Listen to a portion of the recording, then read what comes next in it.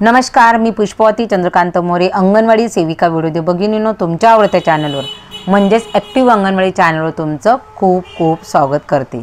आपल्या सगळ्यांना माहिती आहे की मुख्यमंत्री लाडकी बहीण योजनेअंतर्गत सध्या आपल्या पूर्ण महाराष्ट्रामध्ये सगळ्यांची ई-केवायसी ज्या पात्र भगिनी आहेत तर त्यांची ई-केवायसी करण्यासंदर्भामध्ये सगळ्या ताई ह्या ई-केवायसीच्या मागे लागलेल्या आहेत आणि त्याची मुदत ही आधी कमी होती, परंतु आता मुदत वाढ करण्यात आलेली आहे। जर आपण पाहिलं तर हे 25/11/2025चं आयुक्तालयाचं लेटर आहे आणि त्या संदर्भातच आपल्या बहुतेक ताईंच्या आपल्या ग्रुपवर हे आलेलं असेल, परंतु एक माहिती म्हणून आजचा व्हिडिओ आहे। जर काही लाभार्थ्यांची केवायसी बाकी असेल तर त्यांना नक्कीच ज्या पात्र भगिनी तर त्यांना केवायसी ही करता येणार आहे आणि त्याच्यासाठीच आजचा हा व्हिडिओ आहे। फक्त मी जे आपल्याला जो आलेलं पत्रक आहे ते आजच्या व्हिडिओच्या माध्यमातून वाचून दाखवणार।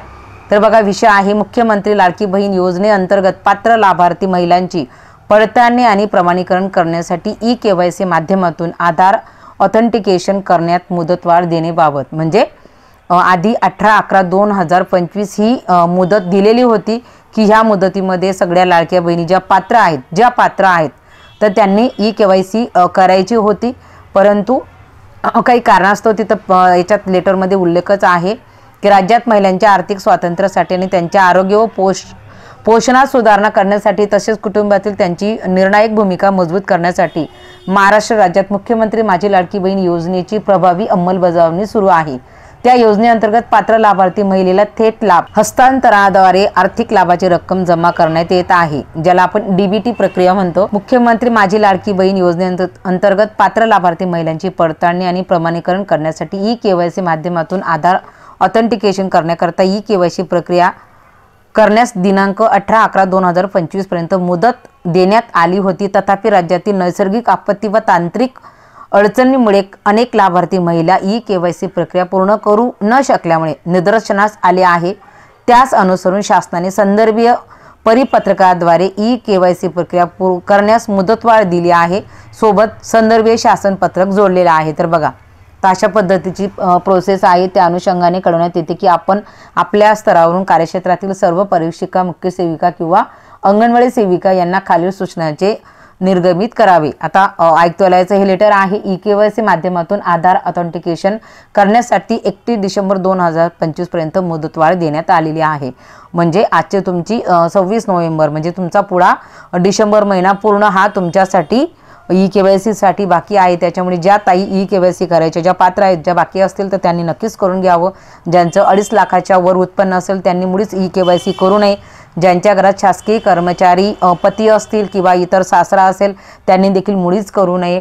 म्हणजे जे आपल्या याच्या योजनेमध्ये बसत नाही अशा ताईंनी ते करू नये, कारण की शासनाचा निवड उद्देश आहे की त्यांच्या आर्थिक स्थितीमध्ये सुधारणा व्हावी, त्यांना निर्णायक म्हणजे त्यांची भूमिका ते निर्णयक्षम व्हाव्यात त्या ताई, अशा ताईंसाठी ही योजना आहे। त्याच्यामुळे त्यांनी नक्कीच ह्या योजनेचा लाभ घ्यावा आणि त्यांनी देखील ई-केवायसी प्रक्रिया पूर्ण करावी।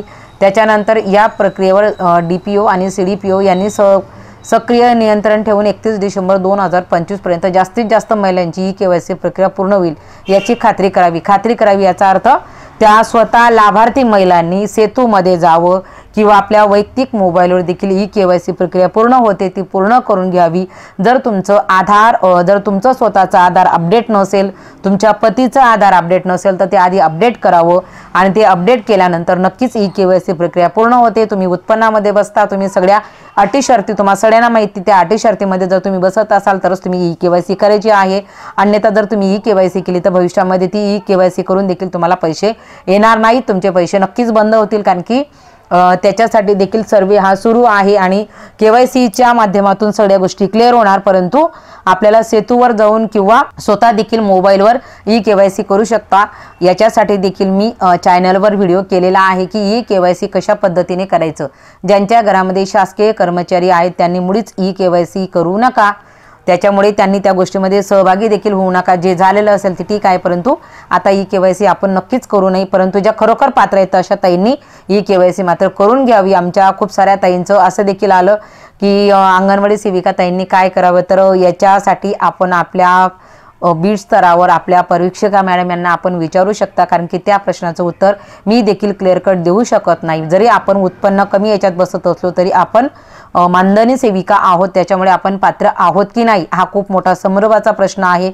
मला माझ्या खूप साऱ्या ताईंनी विचारलं देखील होतं, त्याच्यामुळे ताईंनो या प्रश्नाचं उत्तर मी देखील क्लिअर कट देऊ शकत नाही, परंतु आपले प्रकल्प स्तरावर आपले अधिकारी नक्कीच आपल्याला या प्रश्नांचं उत्तर देतील. जर तुम्हाला वाटत असेल तर तुम्ही KYC करू शकता, परंतु जर त्या करू शकता, परंतु भविष्यामध्ये KYC करण्याचे दुष्परिणाम हे लवकरच लक्षात येतील. त्याच्यामुळे माझ्या सगळ्या ताईंना विनंती असेल की आपण ह्या गोष्टीमध्ये नक्कीच करू नये. परंतु ज्या एकल कुटुंबी चालवणार आहेत, घटस्फोटित आहेत, विधवा परित्यक्ता आहेत, तर विधवा ताईंना विधवा पेन्शन हे मिळतंच. त्याच्यामुळे घटस्फोटित ताई असतील, परित्यक्ता असतील किंवा ज्यांना निराधार असतील तर यांनी नक्कीच KYC करायला काहीच हरकत नाही.